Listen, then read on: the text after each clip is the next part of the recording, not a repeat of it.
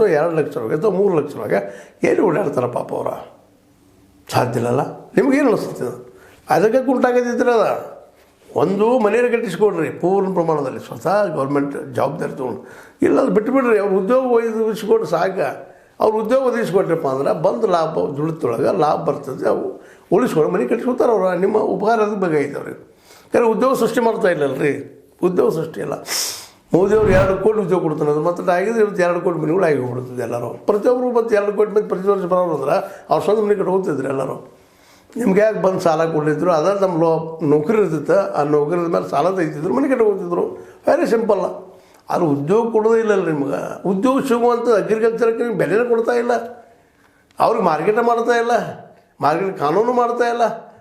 ಮತ್ತು ಅಂದಾಗ ದುಡ್ಡು ಎಲ್ಲಿದು ಬರ್ತದೆ ರೀ? ನೀವು ಟ್ಯಾಕ್ಸ್ ಆಗಿ ತೊಗೊಳ್ತಾ ಇದ್ದೀರಿ ವರ್ಷಕ್ಕೆ 46 ಲಕ್ಷ ಕೋಟಿ 48 ಲಕ್ಷ ಕೋಟಿ ಟ್ಯಾಕ್ಸ್ದಾಗ ನೀವು ಗೌರ್ಮೆಂಟ್ ನಡೆಸಿದ್ರಿ. ಸ್ಟೇಟ್ ಗೌರ್ಮೆಂಟ್ಗಳು ನಮ್ಮ ಕರ್ನಾಟಕ ನೋಡಲ್ಲ 4-5 ಲಕ್ಷ ಕೋಟಿ ರೂಪಾಯಿ ಟ್ಯಾಕ್ಸ್ ಹೊಡ್ಕೊಳ್ತದೆ. ಅದೆಲ್ಲಿ ಹೋಗೋದ್ರಿ? ಯಾರಿಗೂ ಗೊತ್ತಿಲ್ಲ. ಮೋದಿಯವ್ರು ತೊಗೊತಾರೆ, ಅವ್ರು ಹೇಳ್ತಾರೆ, ಮೋದಿಯವ್ರು ಇವ್ರಿಗೆ ಹೇಳ್ತಾರೆ, ನಮ್ಮ 40% ಕೊಡ್ಬೇಕಂತ ಇವ್ರು ಕೇಳ್ತಾರೆ. ಇಲ್ಲ ನಮ್ಗೆ ಕೊಡೋಕ್ಕಾಗೋದಿಲ್ಲ, ಇಷ್ಟೇ ಕೊಡ್ತೀವಿ ಅವ್ರು ಅಂತಾರೆ. ಈಗ 3-4 ಲಕ್ಷ ಕೋಟಿ ರೂಪಾಯಿ 4-5 ಲಕ್ಷ ಕೋಟಿ ರೂಪಾಯಿ ತೊಗೊಂಡು ನಮ್ಗೆ 50,000 ಕೋಟಿ ರೂಪಾಯಿ ಕೊಟ್ಟರೆ ಏನು ಡೆವಲಪ್ಮೆಂಟ್ ಆಗ್ತದೆ?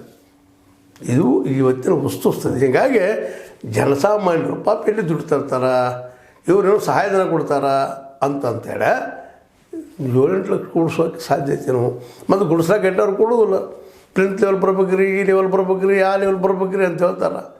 ಆ ಲೆವೆಲ್ ಬರೋದ್ರಾಗ ಇವ್ನ ಲೆವೆಲ್ ಹೋಗಿರ್ತದೆ. ಹೀಗಾಗಿ ಈ ಪ್ರಧಾನಮಂತ್ರಿ ಆವಾಸ್ ಯೋಜನೆ ಇವತ್ತು ಯಶಸ್ವಿ ಆಗ್ತಾಯಿಲ್ಲ. ಈಗೇನು ಗುರಿ ಕೊಟ್ಟಿದ್ದಾರೆ 7.2 ಲಕ್ಷ ಮನೆ ಕಟ್ಟಿಸಿದ್ರೆ ಸಿದ್ದರಾಮಯ್ಯರಿಗೆ ಹೇಳ್ಯಾರ ಇವರು, ನಮ್ಮ ಶಿವರಾಜ್ ಸಿಂಗ್ ಚೌಹಾಣ್ರವ್ರು ಕೃಷಿ ಮಿನಿಸ್ಟರು. ಆದರೆ ಇದು ಆಗ್ತದೇನು?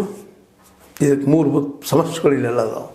ಯಾಕಂದ್ರೆ ಕಟ್ಸೋಕೆ ದುಡ್ಡಿಲ್ಲ, ಜಾಗಿಲ್ಲ. ಅವೆರಡೂ ಇದ್ದರೆ ಕಟ್ಸ್ಬೋದು. ಅಂದ್ರೆ ಎಷ್ಟು ಜನ ಇದ್ದಾರೆ? 10-15%, ಮ್ಯಾಕ್ಸಿಮಮ್ 20% ಅದಾರ. 20% ಮಂದಿ ತೀರಾ ಇದ್ದಾರೆ ಅವರೆಲ್ಲ. ಇನ್ನು ಬಾಕಿ 80% ಬಡವ್ರು ನಾವು ಅವತ್ತಿಂದ ಅವತ್ತು ದುಡ್ದು ಅವತ್ತಿಂದ ಅವತ್ತ ಮಲಗು ಗುಡಿಸೋದಾಗ ಅವ್ರೇನು ಸಹಾಯಧನ ಪಡಿತಾರೋ. ಇದು ಸಿಂಪಲ್ ಇವತ್ತಿನ ವಸ್ತುಸ್ಥಿತಿ. ಈಗ ನೀವೇನಂತೀರಿ? ಈಗ ನೀವು ಸರಿ ಅಂತೀರೋ ತಪ್ಪು ಅಂತೀರೋ? ಇದು ಲೈಕ್ ಮಾಡಿದ್ರು, ಡಿಸ್ಲೈಕ್ ಮಾಡ್ತಾರೆ. ಲೈಕನ್ನ ಮಾಡಿ, ಡಿಸ್ಲೈಕ್ ಮಾಡಿ, ಏನೆಲ್ಲ ಮಾಡಿ ನೋಡ್ತಾ ಇರಿ, ನಿಮ್ಮ ಅಭಿಪ್ರಾಯ ತಿಳಿಸ್ತಾ ಇರಿ.